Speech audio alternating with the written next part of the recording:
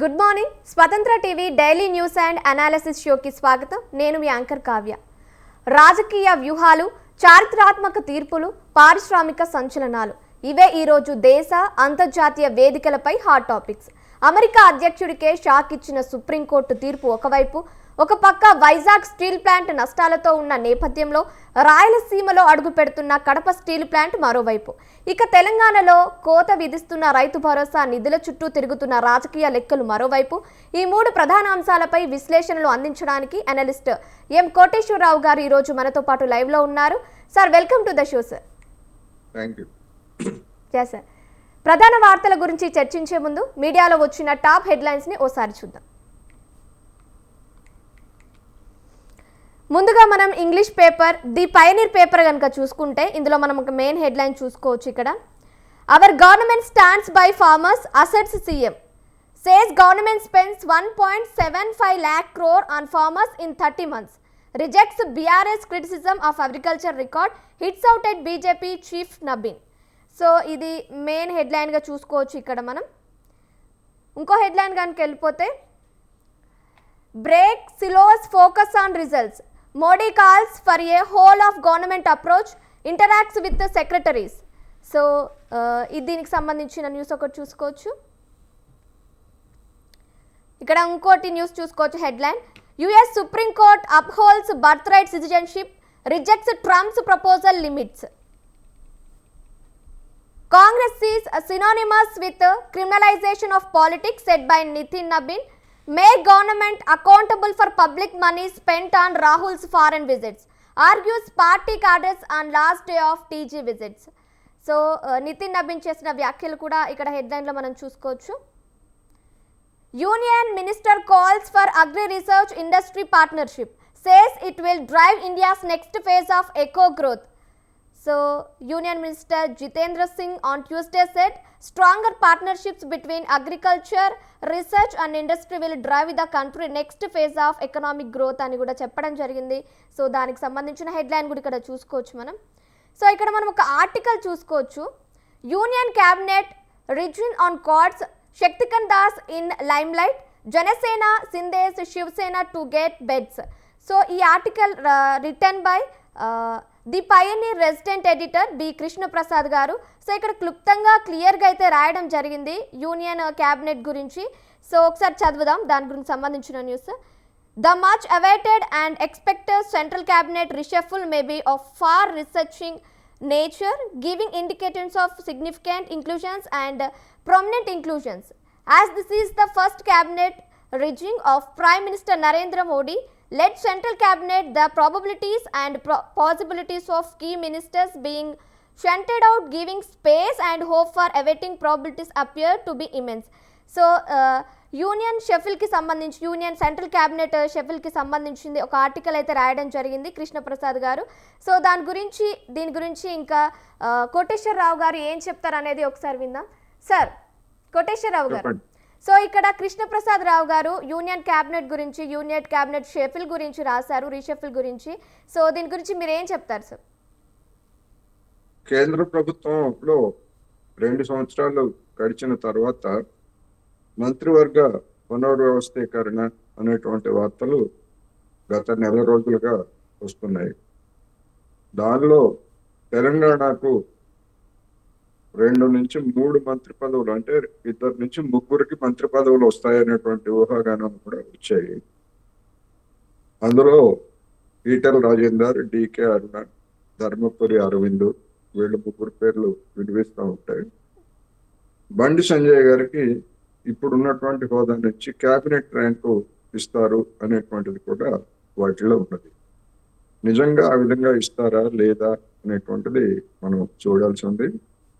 రెండోది, 2028 చివరిలో జరిగేటువంటి తెలంగాణ రాష్ట్ర అసెంబ్లీ ఎన్నికలను దృష్టిలో ఉంచుకొని ఇక్కడ మరొక 2-3 మంత్రి పదవులు ఇవ్వడం ద్వారా వాటిని చూపి బీజేపీ అధికారంలోకి రావాలన్నది ప్రధానమైనటువంటి అంశం. అయితే మంత్రి పదవులు ఇచ్చినంత మాత్రాన ఆ విధమైనటువంటి ఫలితాలు బీజేపీకి వస్తాయా రావా అనేటువంటిది మనం చెప్పలేము. అలాంటి అవకాశాలు లేవు. ఎందుకంటే ఉత్తరప్రదేశ్లో 9 మంది మంత్రులు ఉన్నప్పటికీ 2024లో జరిగినటువంటి లోక్సభ ఎన్నికల్లో అక్కడ ఏ విధమైనటువంటి పరాభవాన్ని పొందిందో మనం చూసాం. అందుకని కేంద్ర మంత్రులుగా కొంతమందిని ఇచ్చినంత మాత్రాన రాష్ట్రానికి ఒరగబెట్టినట్టు కాదు. కొంతమంది బీజేపీ నిరుద్యోగులకు అది పదవులు ఇచ్చినట్టు అవుతుంది. రెండవది, ఇక్కడ తెలంగాణలో బీజేపీలో ఉన్నటువంటి అంతర్గత కుమ్ములాట్లు ప్రధానంగా మనం చూస్తున్నదే ఈటల రాజేందర్, అదేవిధంగా బండి సంజయ్ మధ్య జరిగినటువంటి రచ్చ అంతా మనం చూసాం. మంత్రి పదవి వస్తుంది ఈటల రాజేందర్ కి అనే ఊహాగానాలు మొదలైన తర్వాత ఆయనకు వ్యతిరేకంగా ఫ్లెక్సీలు, పోస్టర్లు వేసినటువంటిది కూడా చూసాం. అందువల్ల ఈ నేపథ్యంలో చూసినప్పుడు మళ్ళా ఈటల రాజేందర్ కి లేదా డికే అరుణ్కి లేదా ధర్మపురి అరవింద్ గారికి ఈ మంత్రి పదవులు కనుక ఇచ్చేట్లయితే ఇప్పుడున్నటువంటి కుమ్ములాటలు లేదా ముఠాలతో పాటు మరికొన్ని అధికార కేంద్రాలు ఏర్పడేటువంటి అవకాశం ఉన్నది. అప్పుడు వివాదాలు ఇంకా ముదిరే అవకాశాలు ఉన్నాయని కూడా నా అభిప్రాయం. యా సార్, ఇప్పుడు మనం నమస్తే తెలంగాణలోని మెయిన్ హెడ్లైన్స్ అయితే ఒకసారి చూసుకుందాం. నమస్తే తెలంగాణ పేపర్ కనుక వస్తే ఇక్కడ మనం చూసుకోవచ్చు, ఆర్టీసీ కార్గో ప్రైవేటు గుట్టు చప్పుడు కాకుండా కట్టబెట్టిన యాజమాన్యం. ఇంకోటి, మనం బికారులం, ఢిల్లీకి పోయినా గల్లీకి పోయినా ఇజ్జత్ లేదు అంటూ కూడా ఇక్కడ ఒక హెడ్లైన్ చూసుకోవచ్చు మనం. 30 నెలల్లో రైతులకు 30,000 కోట్ల ఎగవేత, రేవంత్ రెడ్డి ఇది మీ ముదనష్టపు పాలన అంటూ బీఆర్ఎస్ వర్కింగ్ ప్రెసిడెంట్ అయితే వ్యాఖ్యలు చేయడం జరిగింది. దానికి సంబంధించిన న్యూస్ కూడా ఇక్కడ చూసుకోవచ్చు.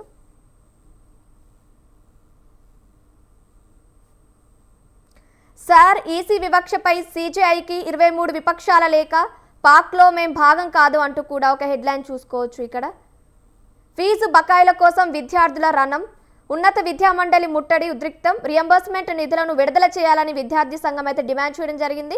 దానికి సంబంధించిన న్యూస్ కూడా ఇక్కడ చూసుకోవచ్చు. ఇవి నమస్తే తెలంగాణలోని మెయిన్ హెడ్లైన్స్. ఇప్పుడు మనం దిశ పేపర్కి వెళ్ళిపోదాం ఒకసారి. దిశ పేపర్లో ఇక్కడ మనం చూసుకోవచ్చు, సర్నేమ్తో సమస్య, పేరు తర్వాత ఇంటి పేరు ఉంటేనే ఆమోదం, ఆ విధంగానే ఆన్లైన్ ఎస్ఐఆర్ ఫారం సాఫ్ట్వేర్ రూపకల్పన, ఎన్నికల సంఘం తీరుపై దక్షిణాదిల విమర్శలు అంటూ కూడా మనం ఒక హెడ్లైన్ అయితే చూసుకోవచ్చు. ఇక్కడ ఎస్ఐఆర్కి సంబంధించింది. అదేవిధంగా చేసిందే చెప్తా, చెప్తిందే చేస్తా అంటూ కూడా సీఎం రేవంత్ రెడ్డి వ్యాఖ్యానించడం జరిగింది. దానికి సంబంధించిన న్యూస్ కూడా ఇక్కడ చూసుకోవచ్చు. శిల్పకళా వేదికలో రైతు భరోసా నిధులు విడుదల చేస్తున్న సీఎం రేవంత్ రెడ్డి. సో దానికి సంబంధించిన న్యూస్ ఇది. సో ఇక్కడ చూసుకోవచ్చు అది మనం.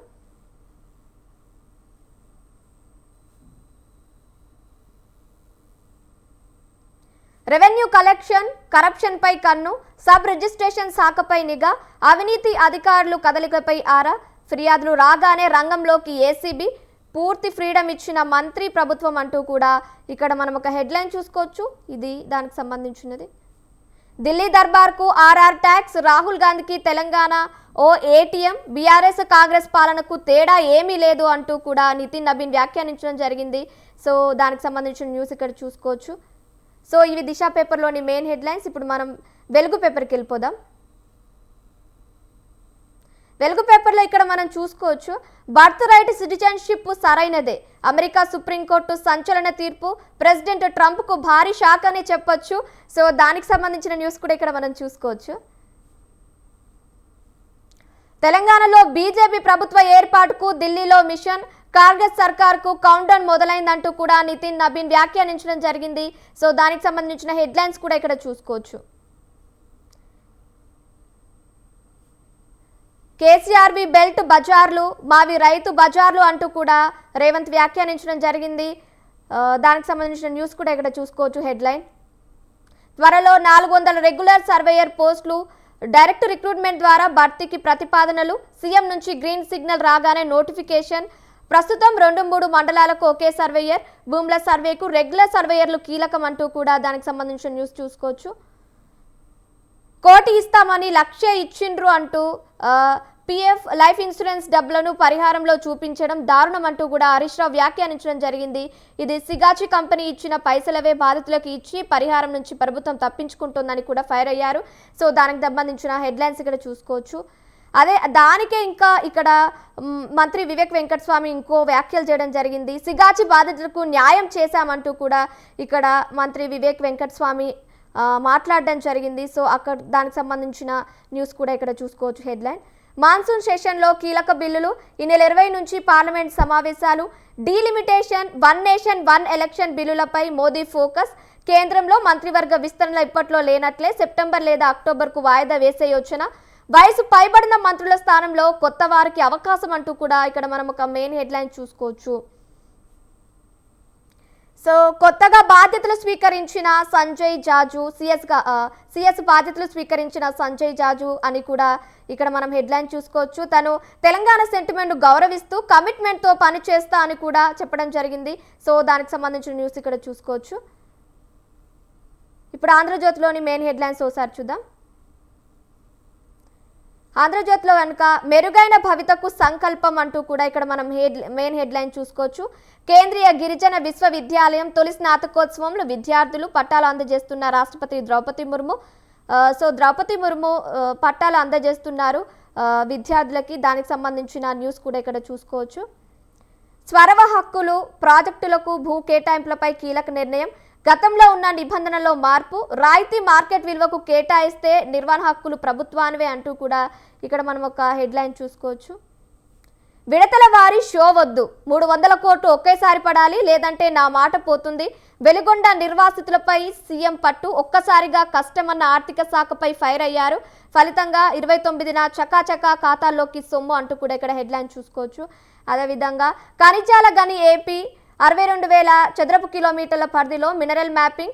125 రకాల ఖనిజాలు లభ్యమయ్యే ప్రాంతాలున్నాయి అంటూ కూడా సీఎం చంద్రబాబుకు గనుల శాఖ నివేదిక అందించడం జరిగింది. దానికి సంబంధించిన హెడ్లైన్ ఇక్కడ చూసుకోవచ్చు. వాట్సాప్లోనూ యూజర్ నేమ్, ఫోన్ నెంబర్ వెల్లడించకుండానే చాటింగ్. యూజర్ల గోప్యతను మరింత పెంచడంలో భాగంగా కొత్త ఫీచర్ మెటా తీసుకొచ్చింది. సో దానికి సంబంధించిన న్యూస్ కూడా ఇక్కడ చూసుకోవచ్చు. సో 20% ఇథనాల్ మిక్సింగ్ ప్రయోగ దశలోనే స్పష్టమైన ఫలితాలు వచ్చే ఏడాది వస్తాయి. ఈ పెట్రోల్ వల్ల వాహనాలకు నష్టం జరుగుతుందనే ఆధారాలు లేవు, సుప్రీంకోర్టుకు చెప్పిన కేంద్ర ప్రభుత్వం. సో దానికి సంబంధించిన న్యూస్ చూసుకోవచ్చు. రేపు ఈ ఏపీ సెట్ ఫలితాలు అయితే విడుదల కానున్నాయి. దానికి సంబంధించిన న్యూస్ కూడా ఇక్కడ చూసుకోవచ్చు. ఇప్పుడు మనం సాక్షి పేపర్కి వెళ్ళిపోదాం.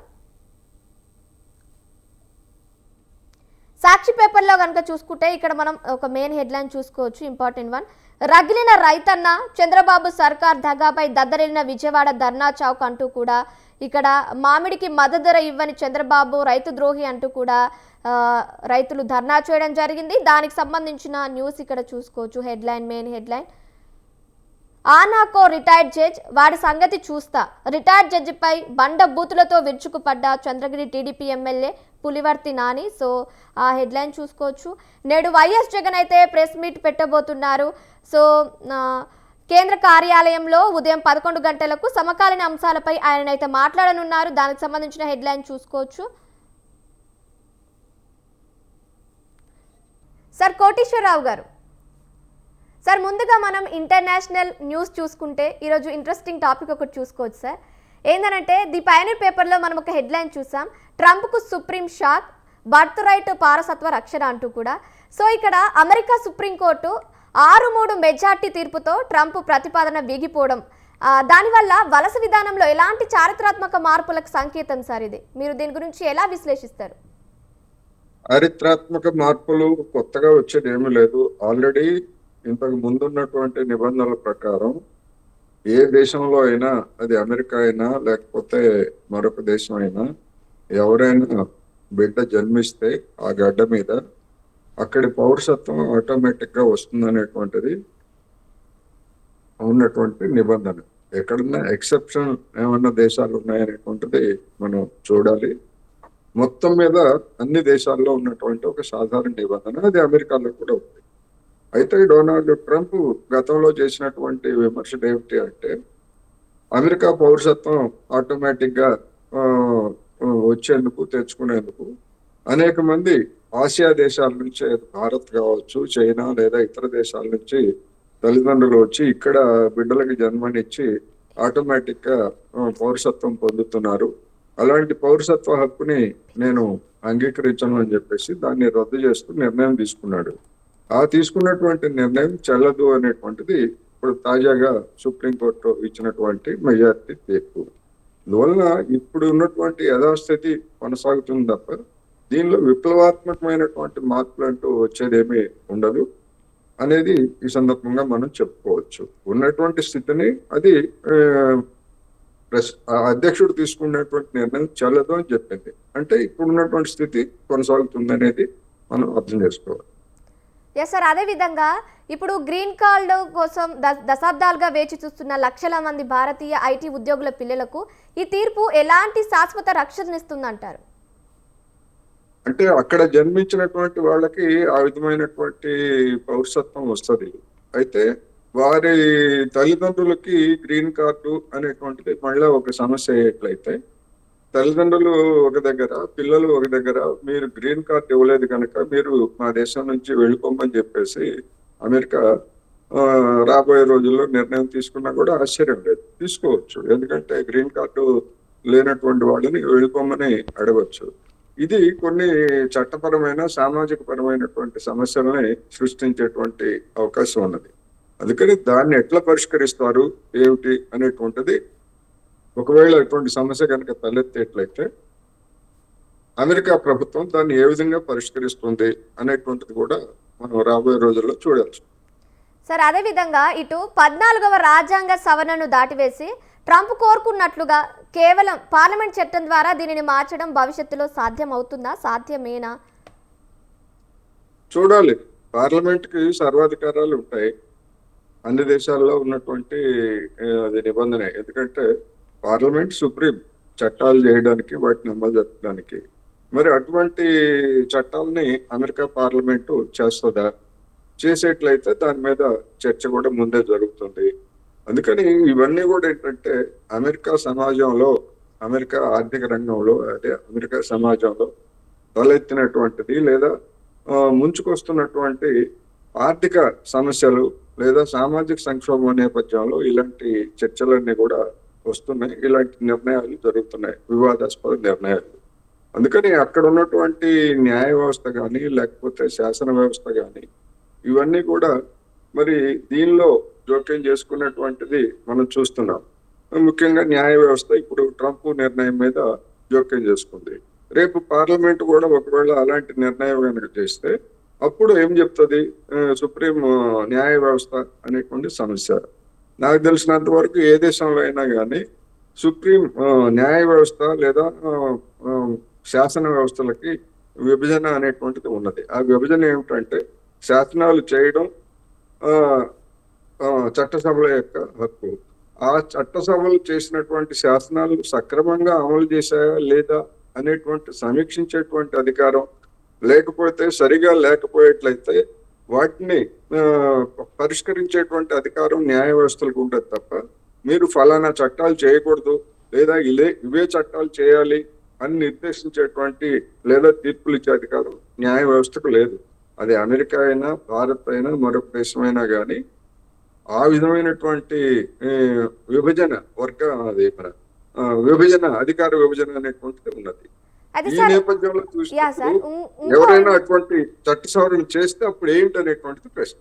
సార్, ఇప్పుడు మనం ఇంకో ఇంపార్టెంట్ థింగ్ తీసుకుంటే ఇక్కడ కేవలం పౌరసత్వం కోసమే వచ్చే బర్త్ టూరిజం ను అడ్డుకోవడానికి వీసా నిబంధనలను మార్చే హక్కు అమెరికా ప్రభుత్వానికి ఉందంటారా?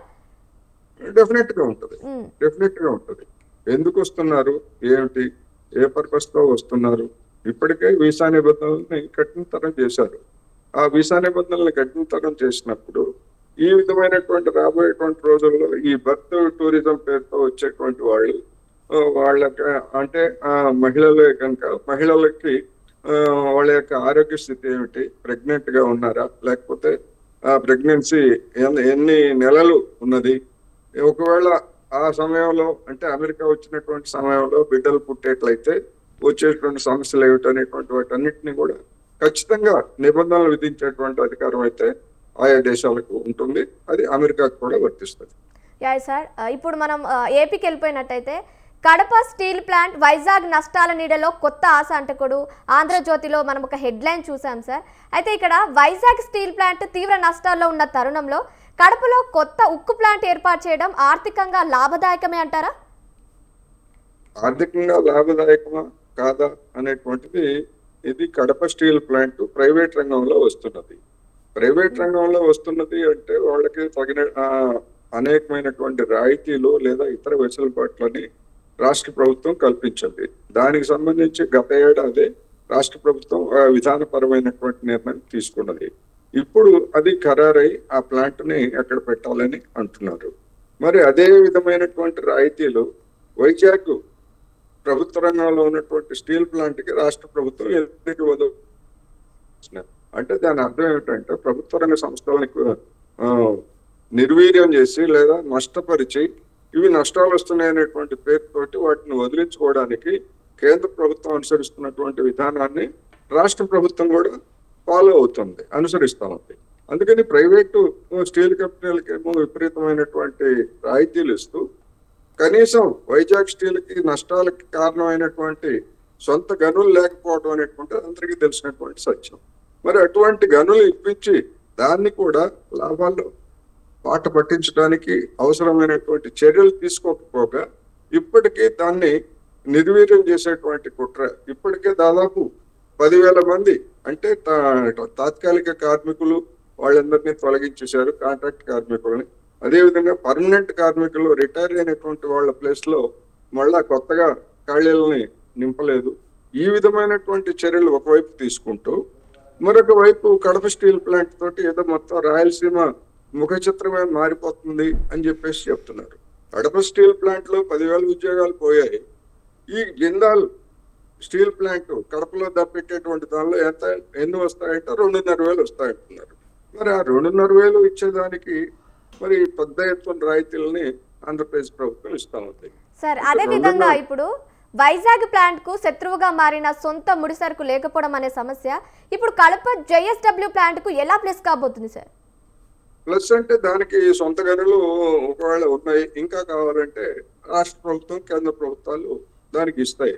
కానీ దశాబ్దాల తరబడి డిమాండ్ చేస్తున్నటువంటి వైజాగ్ స్టీల్ కి ఎందుకు సొంత గనులు ఇవ్వరు అనే దానికి ఏ కేంద్ర మంత్రి కానీ ఏ రాష్ట్ర మంత్రి కానీ, అది తెలుగుదేశం అయినా లేకపోతే గతంలో పరిపాలన చేసినటువంటి వైసీపీ నాయకులైనా కానీ వాళ్ళు సమాధానం చెప్పేటువంటి స్థితిలో లేరు.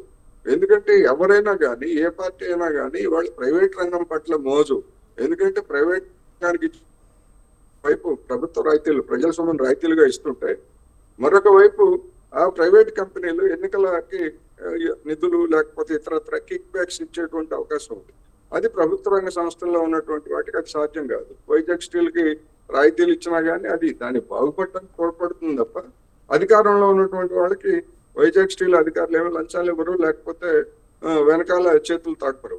కానీ అదే ప్రైవేట్ రంగంలో ఉన్నటువంటి ఏ కంపెనీ అయినా, స్టీల్ అయినా మరొకటైనా, లేకపోతే ఇప్పుడు అక్కడ మన గూగుల్ సంస్థకి ఇచ్చారు కదా, వైజాగ్ లో సెంటర్ ఇచ్చారు కదా, దానికి దాదాపు 25,000 కోట్లు వాళ్ళు ఇచ్చారు. అక్కడ డేటా సెంటర్ కి 25,000 కోట్లు రాయితీ. 25,000 కోట్ల రాయితీలో మరి ఆ సంస్థ ఒక 4,000 కోట్లు, 3,000 కోట్లు, 5,000 కోట్లు అధికార పార్టీకి ఇచ్చినా గానీ దానికి వచ్చేటువంటి లబ్ధి వేరు. అందుకని ఇవన్నీ కూడా ప్రైవేట్ రంగంలో ఇటువంటి తెర వెనుక భాగవతాలన్నీ కూడా జరుగుతున్నాయి అనేది నేను ఈ సందర్భంగా చెప్పదలుచుకున్నా. రెండోది 2,500 మంది తోటి అక్కడ అన్ని దశల్లో ప్రాథమిక దశ లేదా తర్వాత రెండో దశ వీటన్నింటిలో కూడా వచ్చేది 2,500 అని చెప్తున్నారు. అవి కాకుండా ఇంకా ప్రైవేట్ దాని అనుబంధంగా ఇంకా ఏమన్నా వస్తే ఇంకొక 2,500 వస్తాయి. విశాఖపట్నంలో మూసివేసినటువంటి 10,000 మంది ఉద్యోగాల సంగతి ఏమిటి, దాని గురించి చెప్పరు. ఇది సమస్య. యా సార్, ఇప్పుడు మనం ఇక్కడ తెలంగాణ వైపు వచ్చినట్టయితే తెలంగాణ రైతు రాజకీయం భరోసా వర్సెస్ వంచన అంటూ కూడా మనం ఒక హెడ్లైన్ అయితే చూసుకోవచ్చు. సో ఎన్నికల్లో ఎకరాకు 15,000 ఇస్తామని హామీ ఇచ్చి ఇప్పుడైతే 6,000కే పరిమితం చేయడాన్ని కాంగ్రెస్ ఎలా సమర్థించుకుందంటారు సార్? కాంగ్రెస్ అయినా లేకపోతే బిఆర్ఎస్ అయినా లేదా బీజేపీ అయినా లేదా మరొక పార్టీ అయినా కానీ ఈ సంక్షేమ పథకాలు అనేటువంటివి ఏ సామాజిక తరగతికైనా, రైతులైనా, కార్మికులైనా, కూలీలైనా, మరొకళ్ళైనా లేదా యువకులైనా ఇవన్నీ హక్కులు కాదు. ఇవన్నీ హక్కులు కాదు. ఆదేశిక సూత్రాలలో భాగంగా సంక్షేమ చర్యలు. ఆ సంక్షేమ చర్యలు అనేటువంటివి ఆయా రాష్ట్ర ప్రభుత్వాలు మా ఆర్థిక లేదా కేంద్ర ప్రభుత్వం కానీ మా ఆర్థిక పరిస్థితి బాగుంది అని అనుకున్నప్పుడు ఇట్లాంటి పథకాలని అమలు జరుపుతాయి. బాగులేనప్పుడు వాటిని రద్దు చేసేటువంటిది లేదా కోత పెట్టేటువంటి అధికారం కూడా ప్రభుత్వాలకు ఉంటుంది. ఇప్పుడు మనం చూస్తున్నాం. ఇప్పుడు 30 కిలోలు కేంద్ర ప్రభుత్వం ప్రతి కుటుంబానికి ఉచితంగా ఇస్తుంది అనేటువంటిది ఇప్పుడు అమలు జరుపుతున్నటువంటి పథకం. దాని మీద ప్రతి వ్యక్తికి అట్లా కాదు 30 కిలోలు ఎంతమంది ఉన్నా అని కాదు, ఒక వ్యక్తికి 7 కిలోలు మాత్రమే ఇవ్వాలనేటువంటి ప్రతిపాదన తోటి ఆ 30 కిలోలను కోత పెట్టడానికి కేంద్ర ప్రభుత్వం ఆలోచిస్తా ఉంది. దాన్నే మేము 80 కోట్ల మందికి ఇస్తున్నామని చెప్పేసి గొప్పగా చెప్పుకున్నటువంటి ప్రభుత్వము ఇప్పుడు తగ్గించడానికి ప్రయత్నిస్తా ఉంది. అదే విధంగా రైతు బంధు, రైతు భరోసా లేదా పేరు ఏదైనా పెట్టినప్పటికీ అటు ఆంధ్రప్రదేశ్ లో ఉన్నటువంటి ప్రభుత్వం కూడా ఒక విడత ఎగ్గొట్టిందనేటువంటి విమర్శలు అది ఎదుర్కొంటుంది. ఇక్కడ కూడా తెలంగాణలో కూడా అదే విధమైనటువంటి విమర్శలని రేవంత్ రెడ్డి సర్కార్ ఎదుర్కొంటాం. అయితే సార్ ఇక్కడ కేసీఆర్ హయాంలో ఎలాంటి ఆంక్షలు లేని రైతు బంధు మేలంటారా, లేకపోతే రేవంత్ రెడ్డి ప్రభుత్వం తెచ్చిన వడపోత విధానం మేలంటారా? వడపోత విధానం అంటే ఇప్పుడు అనర్హులకి ఇచ్చారండి కదా, అనేక మంది అనర్హులకి. ఇప్పుడు వ్యవసాయం సాగు భూములుగా రికార్డుల్లో ఉన్నప్పటికీ అవి రియల్ ఎస్టేట్ ఇళ్ల స్థలాలుగా మార్చినా లేకపోతే అక్కడ వాటిలో భవనాలు కట్టినా చివరికి రోడ్లు వేసినటువంటి ప్రభుత్వం స్వాధీనం చేసుకుని రోడ్లు వేసినటువంటి ఎకరాలకు కూడా డబ్బులు ఇచ్చారని కదా తేలింది. అందుకని అలాంటి వాటన్నిటిని కూడా ఖచ్చితంగా తొలగించాల్సిందే. అది ఏ ప్రభుత్వం అయినా చేయాల్సిందే. అలా కాకుండా ఆ పేరుతోటి ఆ భూ యజమానులకి కట్టబెట్టడానికి ఏ ప్రభుత్వానికి రైట్ లేదు. రైట్. థ్యాంక్ యూ కోటేశ్వరరావు గారు, థ్యాంక్ యూ సో మచ్. మీ వివరైన విశ్లేషణను మాకు అందించినందుకు. ఇది ఇవాల్టి డైలీ న్యూస్ అండ్ అనాలిసిస్ విశేషాలు. మా షోకి వచ్చి విలువైన విశ్లేషణలు అందించినందుకు థ్యాంక్ యూ కోటేశ్వరరావు గారు. నిరంతర నిజాల కోసం చూస్తూనే ఉండండి స్వతంత్ర టీవీ.